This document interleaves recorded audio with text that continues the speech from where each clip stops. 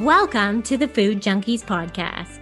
Here, we aim to provide you with the experience, strength, and hope of professionals actively working on the front lines in the field of food addiction. The purpose of our show is to educate you, the listener, and increase overall awareness about food addiction as a disease with abstinence as the solution. Here, we talk about all things recovery. Most importantly, how to thrive rather than just survive. So stay positive, make a change for yourself, tell others about your change, and hopefully the message will spread. Welcome to today's episode of the Food Junkies podcast. We're joined by Vinnie Tortorich, an American businessman, author, podcaster, and health and fitness expert who promotes the no sugar, no grains, NSNG lifestyle, which is a low carbohydrate way of eating. After moving to Los Angeles, where he became a trainer to the stars, Vinnie began a podcast around 2012 called the Angriest Trainer Podcast. It has since been renamed the Fitness Confidential Podcast. He has founded 3 companies, Pure Vitamin Club, Pure Coffee Club, and NSNG Foods. Vinnie has written 2 books, Monty, a successful children's book, and Fitness Confidential, which tracks his life, including his ultra cycling career, his battle with leukemia, which began in 2007, and contains his fitness advice as well. In 2019, he co-created and starred in his documentary, Fat, a documentary. And in January 2021, he released Fat 2. The documentaries have topped the iTunes US charts for independent films and have been featured highly on other lists. Welcome, Vinnie.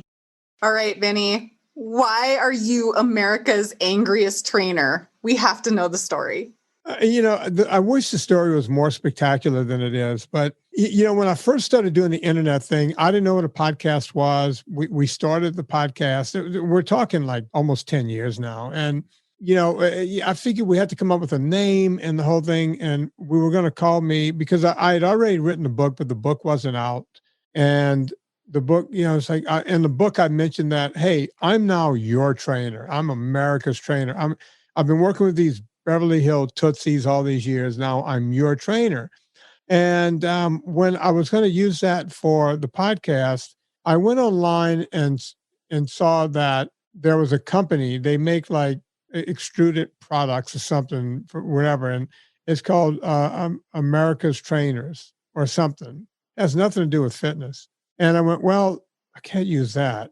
So Serena says, my wife says, you're very upset about what's happened to what happened to just people in this country and around the world.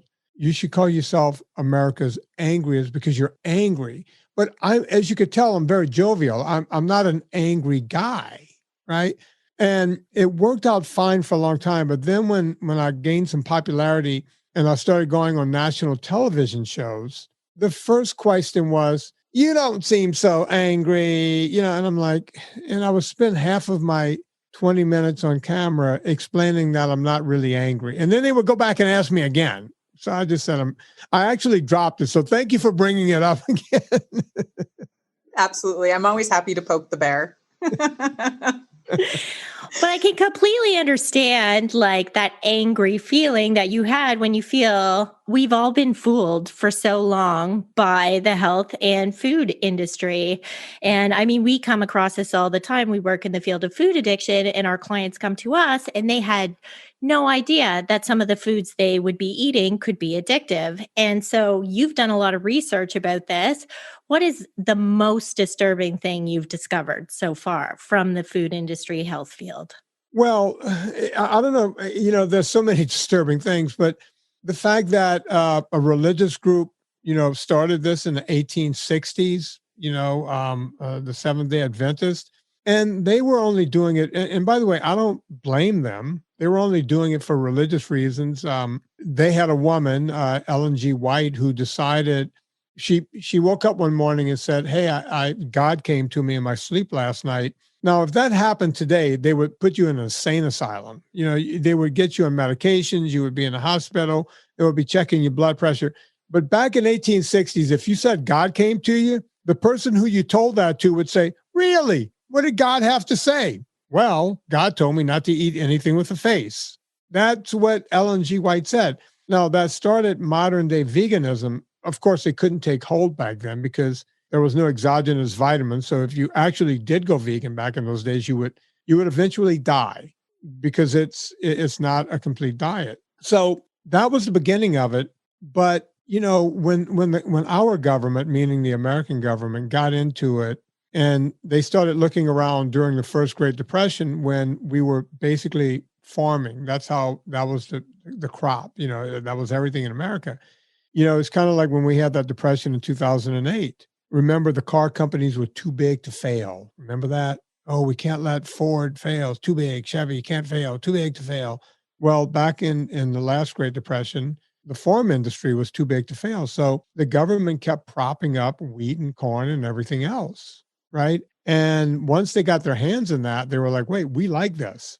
We can ship this product around the world. It's stable. It doesn't go bad. We don't have to refrigerate it. Just throw it on a ship and voila. So the government is in the industry. So, and then you have lobbyists who are saying, hey, this is heart healthy.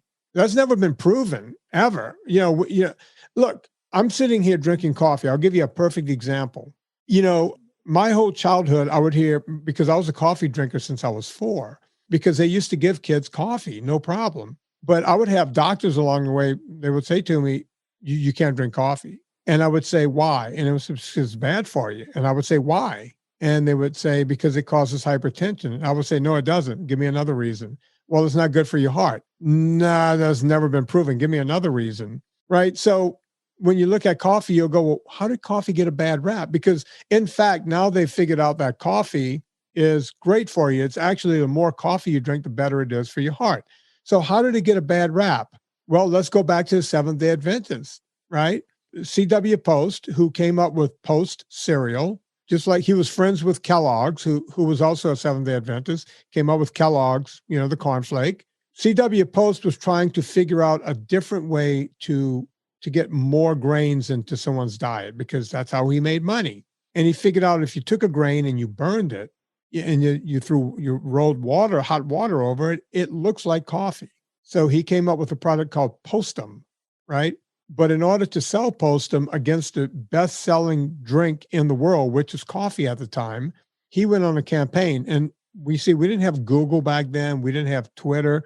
We didn't have any of this stuff. But what those industrialists had were their friends who had newspapers, right? And he went to his friends and said, hey, I need you to run a bunch of stories saying coffee is bad for your health. It'll stunt your growth. They literally said it will make you dumb. That was and these stories kept coming out in the papers. So if you could do that with coffee and make it a bad thing, you could do it with meat and grains and everything else. You could just turn everything into a demon. So I didn't mean to go into a diatribe, but that's how it happens. No, absolutely. And I think, and I've said this to you before on Twitter. I mean, I just think that you're such a great teacher. You should have been a teacher. And then you informed me, actually, you come from a long line of teachers. And I have a teaching degree. Right. Yes. And I think that's why it's so important that we get to hear your message, because you have such a great way of putting it, and we recently interviewed Belinda Fettke, Gary Fettke's wife, and she helped paint that picture that you were just, describing to us. Ellen White, Kellogg, Sanitarium Health, and essentially she presented this trifecta of, big food, big pharma, Seventh-day Adventists, and how maybe they didn't all necessarily start out working together, but they certainly all kind of have this similar outcome that they're looking for. And so it just they've come together in this unholy trinity almost, right?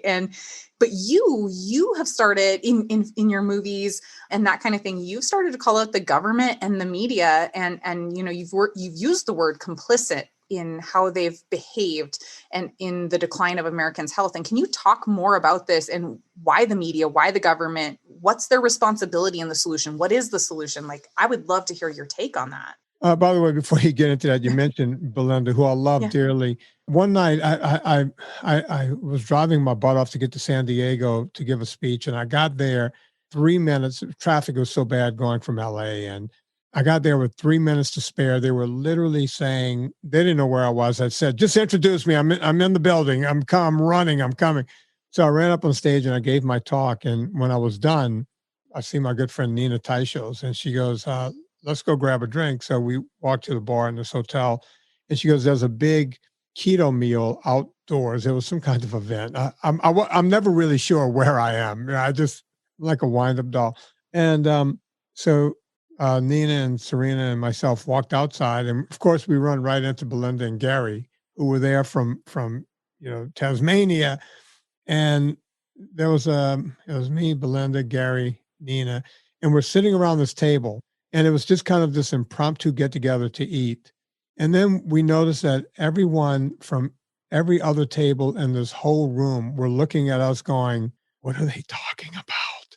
Can we go over and break into the?" No one came over to say hi to us because they were scared that we were talking about some deep subject. And I was talking to Gary about rifles or something weird like that, and it's like, but everybody wanted to know what that conversation was. I'm here to tell you it was about nothing. And Gary did tell the story of how he met Belinda when they were kids. And, he kept driving past her and she didn't want to go with him. And yeah, it was just a fun conversation. I miss those people. I wish I could see them again soon.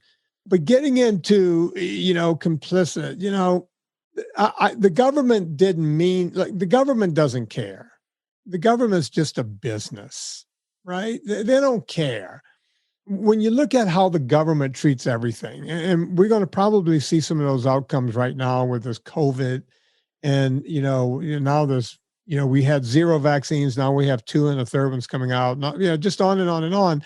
The government just goes, yeah, whatever you got, whatever's easy, we'll do.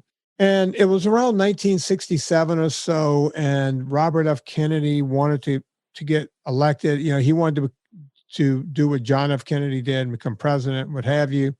And, in this country, they always have to keep poor people voting. The Democrats use that. I don't talk against Democrats or Republicans. I'm apolitical. But one of the moves that the Democrats have always used is, hey, let's tell poor people we're going to give them a bunch of free shit so they can vote for us. It's a perfect idea. It works, right? And I wish, the other side would use some of that. Hey guys, they do this. Why don't you try some of that? But they said, hey, if we could get more poor people to vote for us, that would be good, right? So they went down to Mississippi and found poor Black African Americans, and they said, what do you guys want the most? And they said, we can't put food on our tables. We're starving. We can't eat. And that's horrible. So they went, Kennedy goes back and tells McGovern, hey, we got to figure out how to give these people free food so that they can vote for us. And by the way, again, I'm not being political. These are facts. This is easily learned, right? You go find the history book. So they started the McGovern Committee to figure out how to come up with, and we came up with it. It was called food stamps, right? This food stamp program. And so people can eat again, but it took them 10 years. The McGovern Committee met for 10 years, 1968 to 1978. Can you imagine, like, if I was trying to start Pure Vitamin Club or Pure Coffee Club or any of my companies, and it took me 10 years, I would go broke. But when you're the government, knock yourself out 10 years. We'll just keep doing this. We don't care, right? So within that 10 years, they figured out food stamps pretty fast, but they just kept meeting. And they started, food got mixed in, and Ansel Keys got his hands in there and everything. And we started off with, how do we feed poor Black people in Mississippi? And we ended up with, hey, within 5 years after this committee meets, we're going to somehow have something called a food pyramid. And by the way, it's going to be ass backwards. So complicit, just bumbling idiots. I'm not really sure, but you might have seen in my first movie, we literally say in the movie, you see it. You show, this guy at the committee says, I'm not really sure we should tell the American people what you guys want to say. We need to study this more. And the whole committee says, you know what? We've missed enough golf. We've missed enough dinners without family. This is what we're going with. And there you have it. Yeah, I think you can even see that in the new USDA guidelines, right? There was tons of research that said, okay, we got to reduce sugar, we got to reduce alcohol. Of course, it was ignored. I'm somebody who subscribes to the Google alerts on sugar and food addiction, sugar addiction. So I get the latest articles, but there's so much fake news out there now. And with these dietary guidelines, which we think may be partially funded by the food industry, how do we sift through the food confusers and actually take our health into our own hands? That's the $1 million question. I've been doing this for, on the internet now. Look, when I wrote Fitness Confidential, which was the start of all this for me, I refused to write the word ketogenic in the book. And I wrote that book 11 years ago. It came out 1 year after I went and did the podcast. I wanted to build up an audience. But when I was writing the book, I refused to put the word ketogenic in it. That word was, that was like, you just didn't use it because, and everyone kept saying, you need to put ketogenic in there. And I said, that's like saying, people are going to take that as ketoacidosis, and then I'm going to have that fight. Kind of like America's Angriest Trainer. I don't need any more fights, So that's why I didn't do that. What you're doing, and people started succeeding, and the internet does not like that one bit, by the way. My platforms, I get shadow banned. I get not, there was a very robust Wikipedia page on me. One day it was just wiped away. On the same day that mine was wiped away, so was Malcolm Kendricks's wiped away. Same day, same hour, all just wiped away because we're making too much ground, right? And I had my attorney call Wikipedia to find out what's going on. And they said, we could not substantiate one fact about Mr. Tortorich. Not one fact. Not that I wrote a book, not that I did a movie. They couldn't figure, none of that existed according to Wikipedia. It was like, we could not substantiate any of this. Crazy, right? So if you're asking me, how do we do it? The answer is, I don't know. I really don't. Can you believe anything you read that comes up as, a fact about food these days? Because honestly, I'll probably have like 15 in my account. I read them all, and I can pretty much, because of my knowledge, know which ones are written by who.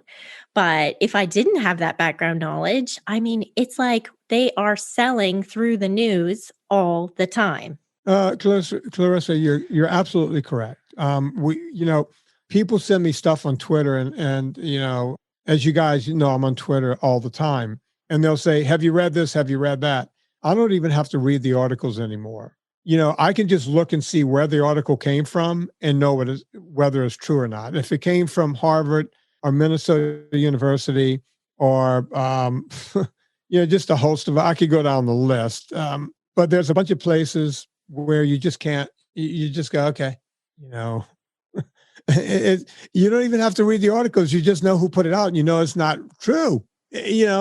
So why waste your time reading a bunch of what a bunch of heretics are saying? No, it's so true. I spent my 4 years in high school doing policy debate, and a lot of it was on research. And that was before, we had like Go Ask Jeeves. We had our search engines were not what Google is today, right? But we had to learn how to discern what information would be, reliable and what wasn't, because we would be grilled on it by the adults who were judging the competition, but also, by the people we were up against. And it's just not a skill, I think, that all of us have. And it's certainly not being taught, I believe, in schools, right? Or where are people going to learn to critically think if it's not being taught in their homes and it's not being taught in schools? And certainly we're just Facebook is news these days, right? And so, so it makes sense that to know what the solution is or how to discern fake news, and even the experts are out there trying to confuse us, whatever, that makes a lot of sense. That it's kind of like, we don't really know. We just kind of have to do our research and figure out what works for us, what doesn't work for us. Does it seem too good to be true? That kind of thing. But that being said, what are your thoughts, all the experience that you have, not only the research, but also the years of being in the health field, what are your thoughts on things like non-nutritive sweeteners? Should they be avoided? Even stevia, seed oils, that kind of thing. There's just so much now today about those things, those ingredients, if you will, in our foods. What are your thoughts on those? Mostly carcinogen. I've been doing this since 1981 or so. So 40 years. And I remember when sweeteners, in the 70s, there was only one sweetener. It was basically saccharin. And both of you women are way too young to even know that. You weren't born in the 70s. But saccharin came in a pink pouch. And that was the thing. And by the way, our government took it off the market for a while, and then they said it was completely safe again. And I think they took it off again. You can look it all up. It's all out there. But they were like, it's horrible. No, it's good for you. And then somewhere in the early 80s, I'm going to circa 1982, 83, all of a sudden, there was Equal. And, they called that the blue packet, and I'm sitting there. And I was already onto my game that calories don't mean anything. I was onto that early because I was doing some research when I was at Tulane. And it was interesting because I started saying back then, these fake sweeteners cannot be good. They cannot be good for you. Early on, there was only the Coca-Cola company made a product called Tab, and it came in a pink can because they were marketing to women, because women were the only ones that would diet back in the 70s.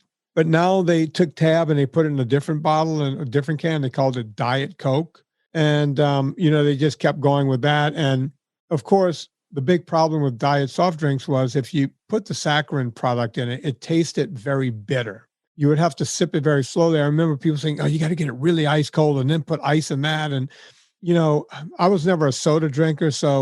But I tasted them and I went, this tastes like, warmed over ass. It's just horrible. And, I couldn't understand it. But once the Equal product came out, I said, no. This cannot be good for you because it's too close to sugar. The molecular structure was too close to sugar. It was almost sugar. It was like, if you looked at the molecular structure of that product versus sugar, it was just one little cube off from being sugar. And they were like, but it's only 4 calories. And I was like, yeah, but sugar is only 16 calories. This is not a calorie game. It's not. Stop it. I think I was the only person in the world in 1983, 84 who was yelling about fake sweeteners.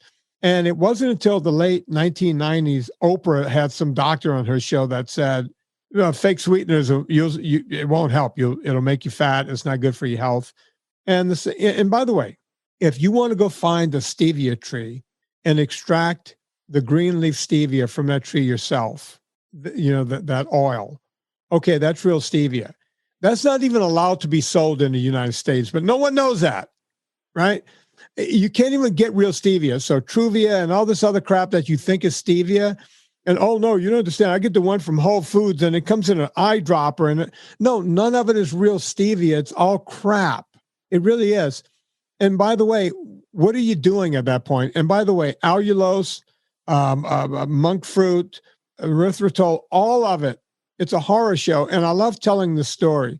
I gave the keynote speech, or one of the 3 keynote speeches at KetoCon before, the year before the pandemic started. So I've lost time now, but I'm there. And I walked into the bathroom one day and the urinal was being used. So I kicked open one of the stalls and someone had just exploded in that stall. So I went, oof, I can't go in here. So I kicked open the next stall. And that one looked like a Jackson Pollock also. So I kicked open the third stall. There was only 3 stalls. And that one was painted really well also. So I waited for the urinal. I went, man, 3 people got sick in here. Just had explosive diarrhea. I know it sounds horrible for a podcast, but people need to hear this. So, the next day I go back, same bathroom, and it's just the same thing. I went, what? They don't clean this place? So I walked out and went to the other side of the place. That bathroom was all goofed up too. And then it hit me. These people are walking up and down these aisles. They're trying the allulose. They're trying the erythritol. They're trying the monk fruit. And when your body gets enough of poison, what does your body do with poison? You either throw it up or you crap it out. Your body's trying to get rid of it as fast as it can. That's a mechanism to get rid of poison. Now, think about it. You could drink alcohol and get drunk and still be normal. This stuff is worse than alcohol. Your body does not recognize it, right? You smoke a cigarette, you're not going to crap your pants, right? That's a carcinogen, but you're going to still have normal bowel movement. You have too much allulose, good luck. Good luck, right? And I hate to be that gross, but sometimes people need to hear it. Absolutely. And we just had Dr. Ken Berry on last week. to interview. And, and he talked a lot about it almost being, that there can be an addiction to that taste, even just the sweet taste. And so that, it keeps people hooked. So even though they're having these negative or adverse side effects, they're still going back for more because their brain is seeking that, right? They want to scratch that itch. For sure. So what about seed oils? There's a lot of debate about seed oils, and you guys even talked about it in both of the documentaries, especially with Nina Teichol's. So yeah, talk to us about seed oils. Good, bad, stay away from oils. them. Yeah, they're just an abomination. Seed oils grew out of, look, there was a time in this country where people, cooked with beef tallow, with lard, real lard, butter, what have you, olive oil. But, when you're growing that much grain, growing that much corn, you got to do something with it, right? It's almost a free product. That's what people don't understand. It's almost free. And you could turn this stuff into a petroleum. Now, you would think that they would just turn it into a biodiesel and we can all just drive diesel cars. But, then Ms. Greta Thunberg would say, how dare you, or something. I don't know. So it's this crazy thing, right? And so it's like, well, we have all this seed oil and, Mazola, they have the Indian dancing around. I mean, now that would be considered racist, right? To have the Mazola, Indian Mazola, and they're dancing around this Mazola, corn oil. Yeah. But, the Indians love it. No, they don't. Indians never ate that crap. They just didn't. They didn't have the mechanism to make it, right? All they did was ground up some corn and turned it into a paste, try to keep themselves alive until they caught another deer. But, we turn it into, hey, the Indians use this stuff. No, they never did because it's a chemical process. There's nothing healthy about it.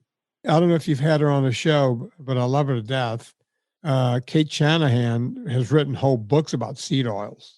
You need to get her. Tell her I sent you. I was talking to Vinnie and he sent you. So you talk a lot, and you basically advocate for the platform of NSNG.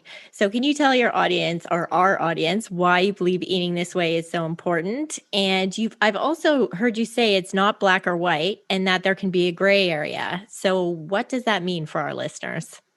Yeah, look, there's some people who are metabolically broken. And if you're completely metabolically broken, you know who you are. You weigh, if you're a woman, you're plus 300 pounds or up to 600. If you're a guy, you're plus 300 up to maybe the same weight, 700 pounds. I deal with these people every day. But it's not just about their weight. They also have insulin resistance. They have type 2 diabetes. They have fatty liver disease. They have heart disease. They have sleep apnea. They're metabolically broken. For those people, if the NSNG for your audience is my brand. I actually own the trademark on those 4 letters in that order. And what does it stand for? No sugars, no grains. So if you're metabolically broken and you came to me, I'm going to have you on a complete keto diet. We're going to slam the door shut on sugar. You're going to be eating real food. You're going to eat real meat. You're going to eat high-fat dairy. You're going to eat good oils like olive oil and avocado oil and butter. You're going to eat, you're going to be on a very low carb diet. We have to get you fixed, right? Mm-hmm. But let's say you're the guy who's got, or the woman who's got 30, 40 pounds to lose. You want to lose your baby weight. Not only that, you just want to live a healthy life. NSNG, no sugars, no grains. Now, what that means is you're going to eat meat. You're going to eat fish, pork, turkey. I don't know why anybody would eat turkey when there's pork, but okay. Chicken, eggs, and lots of vegetables, cruciferous if you can, broccoli, cauliflower, asparagus, which is not a cruciferous, and on and on and on. You can look up cruciferous and figure it out yourself. I don't know if I mentioned broccoli in there. Brussels sprouts is one. And you're going to eat fruit sparingly, and the fruit you're going to have is low glycemic index fruit, cherries, berries. Did I mention cherries and berries? And avocados and olive are both fruits. So you can have all of those, and you can have a bunch of vegetables. And you'll notice that not only are you losing weight, and you're eating a lot of cheese, you're putting together charcuterie boards, and this kind of thing. And, you just live your life that way. Now, you'll say to me, okay, wait, then hang on. what, I'm never supposed to have pizza? Look, if you have pizza once a month, that's not going to kill you. You can't have cheat days. People go, once a week, I have a cheat day. Well, that's a lot of cheat days. That's 52 of them a year if you have one once a week. Are you that much of a baby? Do you have to have a cheat day once a week? Have a cheat meal. Hey, we're having pizza night. Enjoy your pizza and move on, right? Hey, we're having ice cream tonight. Now, if you're having pizza tonight, ice cream the next night, and then it's chocolate night, that's too much, right? It's just using those 4 letters, no sugars, no grains, NSNG, you just keep it running in your head. And after I wrote the book, I realized that it wasn't enough. So I wrote a 25 or 26 page PDF, and it's free. And it's been downloaded over 300,000 times. And God, if I just charged $10, I would have $3 million. And I'm pretty sure I've downloaded it at least twice. Yeah, you see, I would have $20 from you. Just from me alone.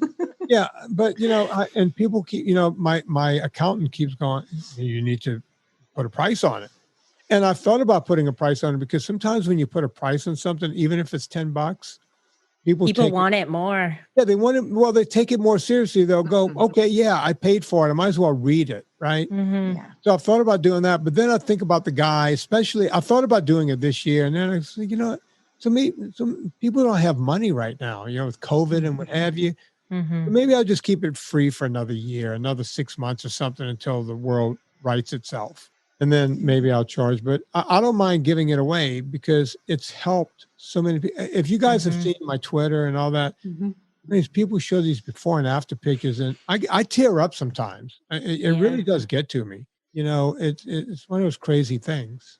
Yeah, absolutely. And I think, you bring up a really good point, saying, once in a while isn't going to kill you, but certainly once a week, come on, like that's a little too much. And we definitely work with clients where it truly is an addiction. And so even that once a month might be too often. But how do you challenge that denial delusion piece that can show up in people? I mean, I'm guessing you don't say, are you a baby to your clients, but maybe you do. Maybe they sign up for that kind of coaching. I mean, people certainly sign up with Christy Code Red Nickel, and she's pretty blunt with people. Is that how you challenge those kinds of thoughts, or what do you do? I never call people babies, but, I put it in different ways. I'll say, look, you came to me because you're worried about dying. You have 2 or 3 kids. You're worried about not being there for your kids. It's time to man up. It's, and I get it, man. Food addiction, I hate to sound like Dr. Phil here, but, unlike drugs, food is something, that's a dog you have to take for a walk 3 times a day. It sounds kind of Dr. Philly, but it's true. You can live without alcohol. You can live without, crack or crank or whatever they're calling stuff nowadays. But you have to eventually eat food, right? Mm-hmm. Even if you're eating it once or twice a day, if you're doing OMAD or doing I basically eat twice a day. I eat breakfast, big breakfast, and I eat just a huge chunk of meat every night. And, I might snack during the day. Like, I don't know if you ladies can tell, but I was pumping some iron right before I got on. Oh, yeah. Yeah, I figured you could see it. So, right after I got done with that, I was like, maybe I'm a bit peckish, maybe. So I went over to the fridge, and Serena left a half an avocado in there. It was only a lunatic would. And so I went, oh, that looks good. And I threw a little salt on it, a little olive oil, and had a snack, It was a nice high-fat snack, and I feel great. I don't feel like I need anything. And no, I'm not saying you have to eat right after you work out. That's bro science crap. But, I ate at 6 o'clock this morning because I had an early morning doctor's appointment, and I worked out until 3:55. I basically threw this on top of a sweaty T-shirt to talk to you guys, and I wanted to have something. Right. Mm-hmm. So while I was doing those last couple of sets of curls, I had a spoon and I was eating the avocado. Yeah. Hopefully it's not in my teeth. No, you're clean. Yeah. So, it's not to answer your question, Molly, is not an easy thing. It's just not, but you have to have kid gloves, but you also have to let people know, look, you're effing killing yourself right now. Yeah. You know, if for alcoholics, we have AA, and it's a great support group, right? And there's support groups for people who have eating disorders, but they actually, I know of a couple of those groups, and I'm not going to mention them by names. They actually give people a bigger eating disorder. Mm-hmm. They tell them they're bad, and oh, you ate that, you're bad. Mm-hmm. No, you're not a bad person. You're just ignorant to the facts. And my job is to make you understand the facts. We talk about me being a teacher, and you guys are teachers too. You're teaching people how to do things correctly. And I always go back to them on the phone calls. I do phone calls 3 or 4 a day. And I'll say to them, they'll go, man, that's kind of rough. And I'll go, listen, you called me because you want to change your life. Mm-hmm. This is what it's going to take. I'm thinking the way your liver thinks. Your liver is a meritocracy. It does not care what you think. It doesn't care about your feelings. It doesn't care about anything. Your liver's going to do what your liver's going to do. And that's it. So I'm pretending I'm your liver when I'm talking to you. Mm-hmm. So you can make all the deals you want with yourself. Unfortunately, it's not going to pan out. Yeah, no, what you're saying is so true. And especially when you speak to food addiction and individuals who have it, we really have to get them to see, sugar, flour, grains, processed food like drugs. So that's not something they have control of. That's not something they consume. And it has to be something they're willing to do for the rest of their life. And that's big, right? Because everywhere you go, food is celebration, food is sadness, food is everything. Food is love. And so it's definitely challenging to get individuals to see that life needs to be about life, not about food. Clarissa, if I could just jump in there, I have a feeling that both of you do it for a living, right? You talk to people and all for a living. Fortunately, I don't do that for a living. Even though I charge, it's not how I make my living. I have a vitamin company, a coffee company, and now a food company. So I'm very lucky in that I can go with the I don't give a fuck attitude. Do you guys curse? It's okay. It's okay. Beep. I go with that attitude because it's like, I don't have to try to keep you as a client. As a matter of fact, I'm hoping I never have to speak to you again. I hope you get it the first time and you can move on with your life. Yep. Right. Because I'm good. I'll just go sell vitamins on Amazon all day. I'm good. Right. And I'll go make another movie. I'm good. Yeah. But that's why I can be completely honest with people. And I think that candidness actually works for me. And I'm not sure it works for everyone. So please do not go try my method. No, actually, I think you would be surprised. I think Clarissa and I are both like you. We would prefer this not to be the way that we earned a living. We would actually prefer, like you, that people got it the first time, that we could do the education, that we could do the support and send them on their way, and they would be well and good. And we actually wouldn't have to do this work because it's suffering. It's people suffering. And we would rather have that work the first time than not. But certainly we're always interested to know how other people work with their clients. I'm pretty candid. I mean, Clarissa, I'm pretty sure you are too, which is probably why I like you so much, Vinnie. I'm easy to like. I want to ask both of you this question. I want you to answer individually. Do you ever take it kind of home with you? Like when you're dealing with someone, they're frustrated and you're trying to help them and you get frustrated, and then you ever take it home with you, like when work is over with? It's an emotional burden to carry all of that, but that's why I'm a fitness freak, because that's where I get it out, right? So we all have to have outlets. We just have to have healthy outlets. And I also know that I'm just doing the best I can. If they're not doing the work that they need to do, I can't save them. That's not what we do. We're here to encourage and coach and help and support, but we can't do the work for them, right? And what about you, Miley? Yeah, I mean, in my much younger days, I worked in corrections. So I worked with guys coming out of prison and in a substance abuse facility where we addressed substance abuse and criminal behavior. And I did take it home. And I learned a long time ago that me taking it home and worrying about it was not making them better. And so I'm a lot with Clarissa. I can't work harder than my client. And certainly, rituals or outlets or whatever that have to happen, whether it be I go and smudge or I go for a walk. I mean, I live in the mountains, so I can go play, that kind of thing. But is there a client from time to time where I can't get it out of my head? Yeah, there's going to be, because it's my story as much as it is theirs. I see myself in them, that kind of thing. So at times it will definitely hit home, but I've learned that I have to separate my work from the work that they need to do, for sure. So a little of both. You guys are hardcore stone cold, man. I mean, we work in addictions, though. That's what addiction work is. It's different than like social work, cuddly, let's hug you better. It's like it is life or death for the people we work with. 100%. Same here, but I still take it home with me a little bit, Mm-hmm. It's weird, It's Serena, you're in a bad mood. It's like, I spoke to 5 people today. When you average the weight, they weighed 3 tons, Yeah. Yep. It's like they all tried to, they tried everything, and and I just feel their pain too much. And I think that's why I get on the podcast and I just start yelling sometimes. Yes, you're angry. See, we can circle back to that. There you go. Here's Mr. Anger right there. I'm too passionate. I need to drink more scotch, I think. It's the answer. Oh, no. That's also a problem from some of our audience. Yeah. But folks, don't drink too much scotch. Yeah, there you go. That's a good message. For one thing, it's expensive. Yeah. If for no other reason, the cost. Yes. Yeah.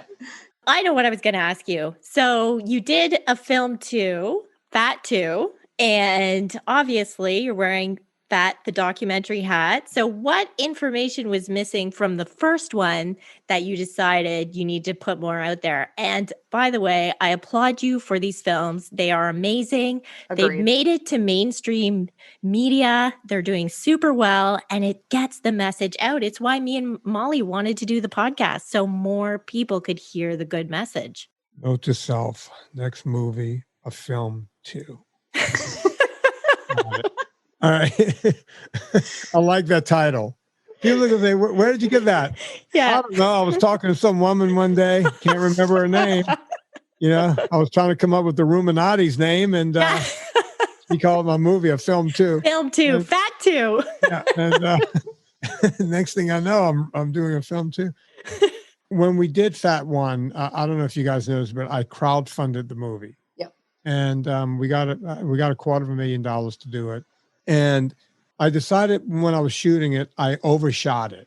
Meaning, as a matter of fact, when everybody was sitting there, everybody from Brett Shear to Nina to Gary Taubes, all of them, I was asking them a bunch of questions that were going in one direction. And then I would start asking them a bunch of other questions. And you could see they were kind of doing that thing your dog does when you say their name. What? Like, what?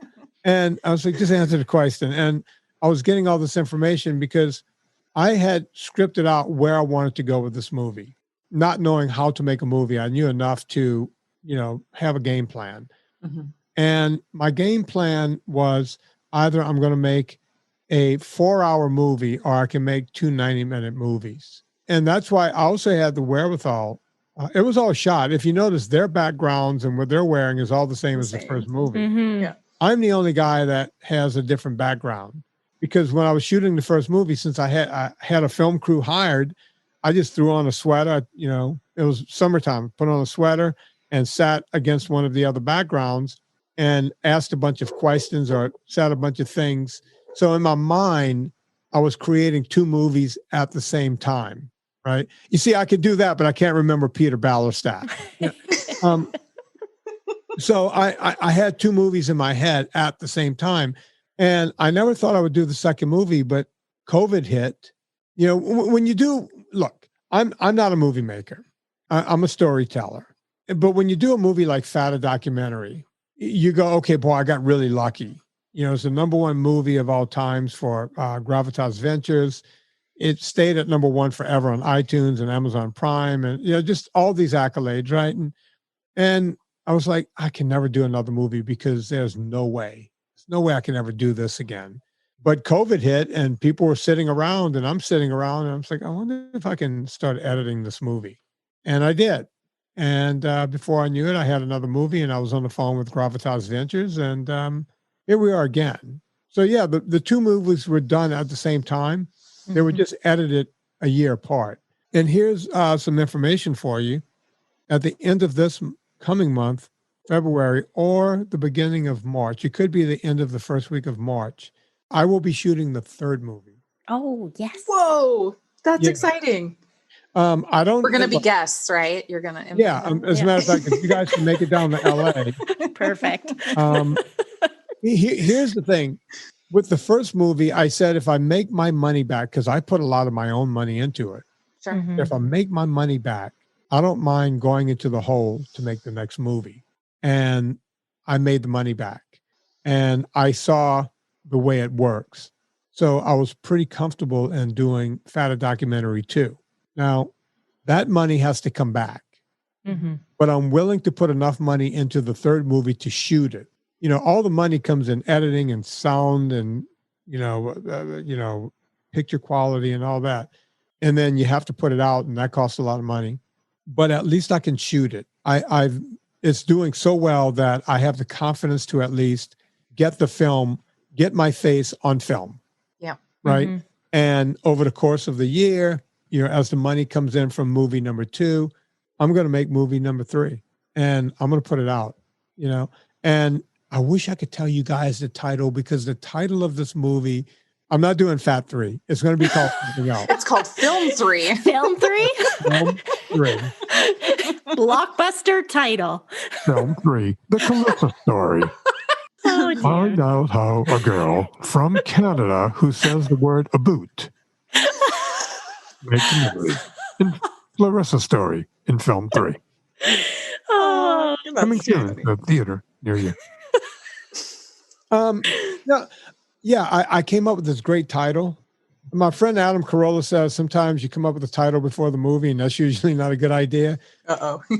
But I knew what the movie was going to be. Like, there's a story that needs to be told, that it's to the left. It's like a left turn and then maybe a U-turn back, because there's a lot of stuff missing. We're all talking about Ansel Keys, and we're all talking about Seventh-day Adventists, and we're all think vegans or people with eating disorders. But there's a bigger story there. It's like, and no one's telling the bigger story.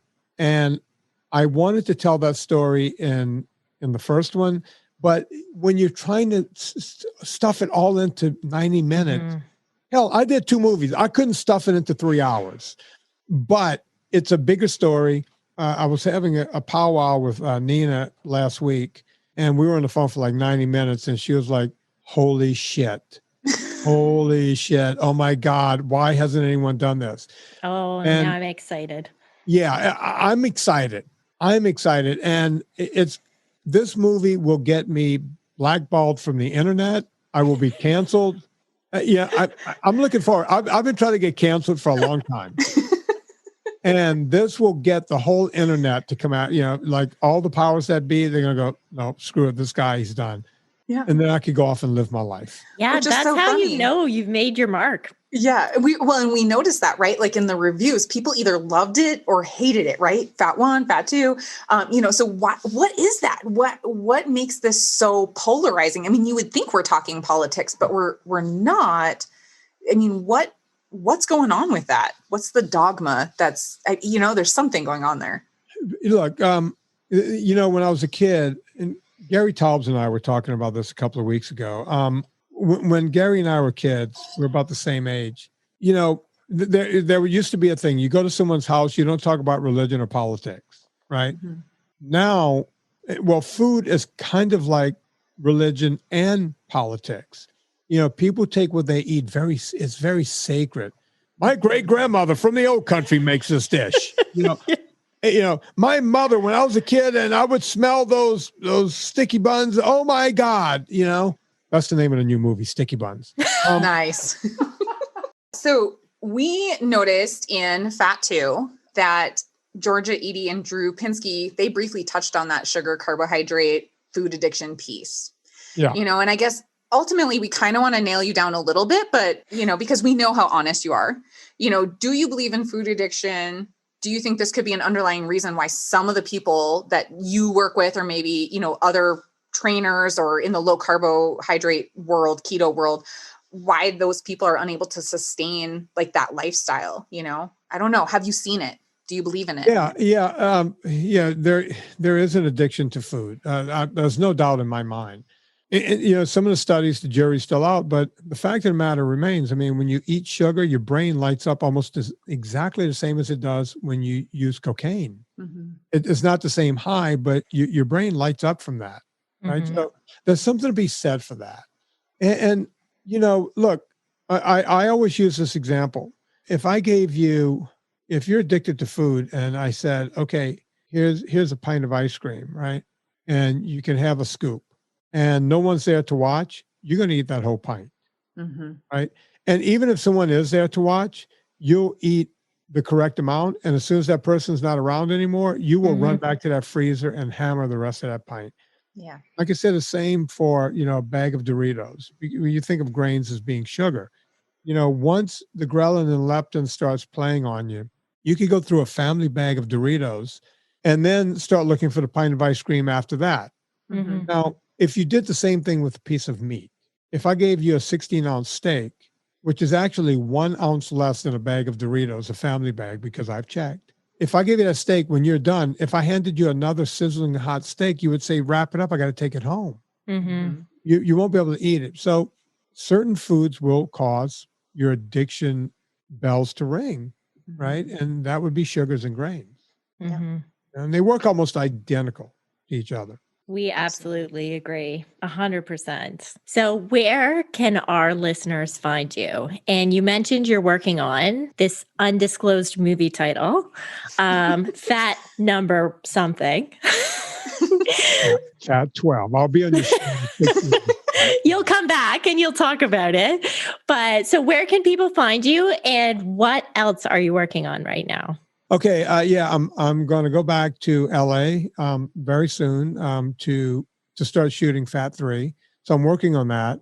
I'm also building a new studio, and the new studio I'm going to be in the gym doing my podcast from the gym, and I'm going to go into video podcast more. Oh. So, and then if I want to get up and demonstrate something, or if Anna's in her kitchen, she's going to be in her kitchen, and we can do the video podcast where people can then go watch what Anna's doing. And we're going to do more of that kind of stuff.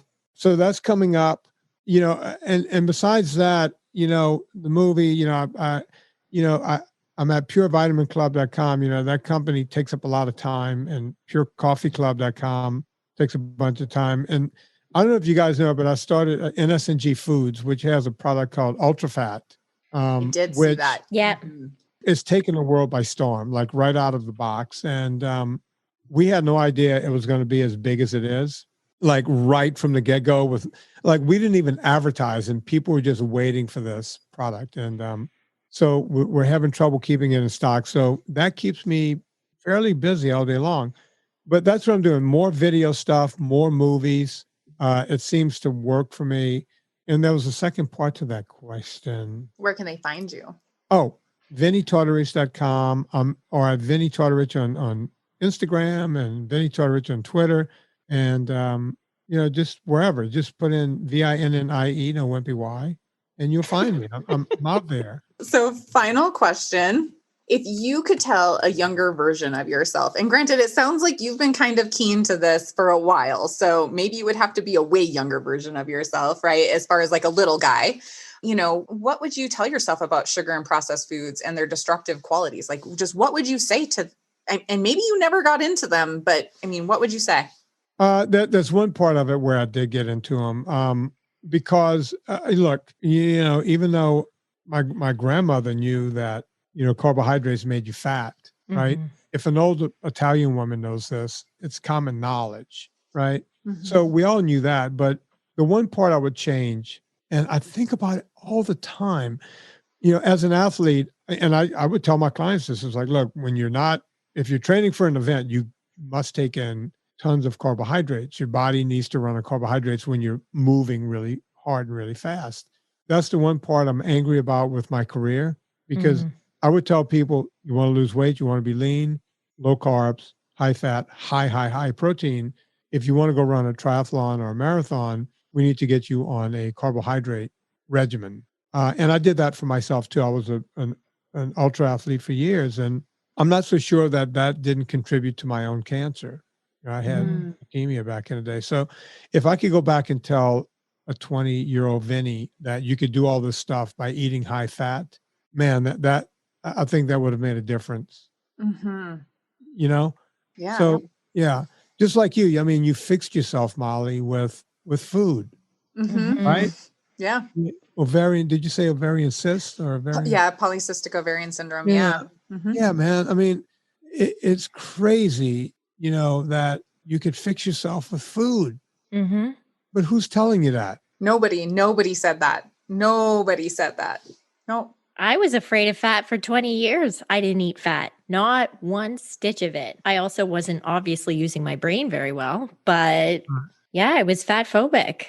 Everybody was. Look, I was a bit fat phobic. I used to try to go lower fat and higher protein back in the day. And by the way, I was getting that from the bro science of bodybuilders in the 70s. If you want to rip out, just eat high protein and cut out carbohydrates and keep your fats to a minimum. Yeah. And all about the calories, right? When you're trying to rip out, yeah. But look, those guys only look good for one day. Right. They would have to white knuckle it to get all ripped, and do all that stuff. And, when I was doing that whole modeling thing, I think I put that it was in the first movie. Yeah. Sometimes I would cancel, like I would get a job and I would tell my agent, I can't do it. I've been low carb for 2 weeks. I need to start eating again. Give me a couple of weeks. Just take me off the docket. Don't even send me to auditions. I was living that kind of crazy life back then. So, because, all the, we didn't have the internet, we didn't have anything. It's crazy. Absolutely. And, and this is where I would love to have a second conversation with you about that specific stuff, about the training and the athleticism. And I mean, because I think there's a whole nother story there and there's a whole nother side.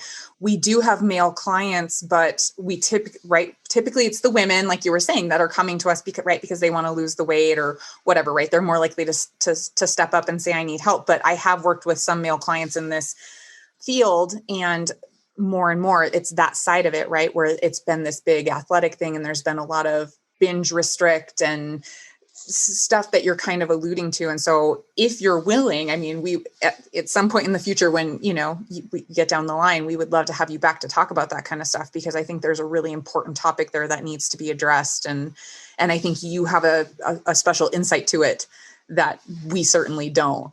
Yeah, look, I'm available all the time, just let me know. And, okay.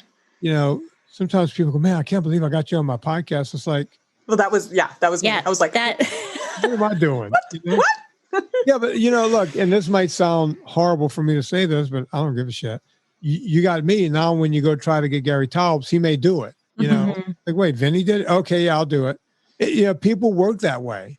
Yeah. They just do. Yeah, it's so true. Yeah. So I don't care that I don't look and see how many numbers or what I don't ask any of that. If someone says, you want to be on my show, I just do it, because you might have one listener who gets something out of it.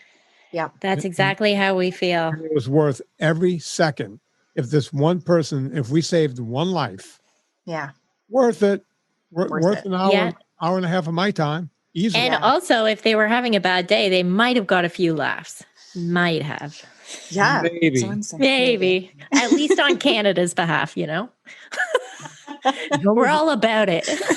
They're going to be too afraid to come to Montana now. So which is perfect. That's fine. We're full. I had just gotten to know Molly, and she sent me a video of like a deer head or something without a warning. And I was like, oh, she's kind of like a barbarian. This is how my barbarian. Like I have friends who hunt, but I don't. They send me selfies, not like, here's my dead deer head. Oh yeah, the antelope in the woodpile. Yeah. So My children go over there and like poke the eyeballs, help boil the heads, whatever. It's fine. Wait, hang on. Let me turn Anne Murray off again. How did you guys meet? We met in Canada I was in training to get my certification as a food addiction professional. Right. And Clarissa was helping to facilitate the in-person part of the training. Mm-hmm. Nice. Yeah. So, and then it was like, I met my best friend. Right. So it was just thousands of miles apart. Yeah, I love it. And I love that you guys you're fun and funny, and this is great, man. I want this to work out for you. I want all of it to work out because we need more people pushing this agenda. Absolutely. Yeah. And just like the emotional piece and support that people need around food, right? It's not just about cutting it out of your food plan. It's like all the times, what are the reasons we go back to the food in the first place? And how do we deal with those emotions, right? Yeah. I can almost hear Anne Murray singing about it. Anne Murray can play us out. Yeah. All right. Thanks for joining us this week on Food Junkies, Recovery from Food Addiction. Make sure to join our Facebook group, Sugar Free for Life support group, I'm Sweet Enough. You can subscribe to our show in iTunes or Stitchers. That way you'll never miss an episode. While you're at it, if you found value in this show, we'd appreciate a rating on iTunes. Or if you'd simply tell a friend about the show, that would help us out too. Don't forget to pick up your copy of Dr. Tarman's book, Food Junkies, which is available on Amazon. If you have any additional questions, both Molly and Clarissa are food addiction professionals and work one-on-one with clients. You can find their websites and email addresses in the show notes. Be sure to tune in every Friday when our new episodes drop. As Vera loves to say, the power is ours.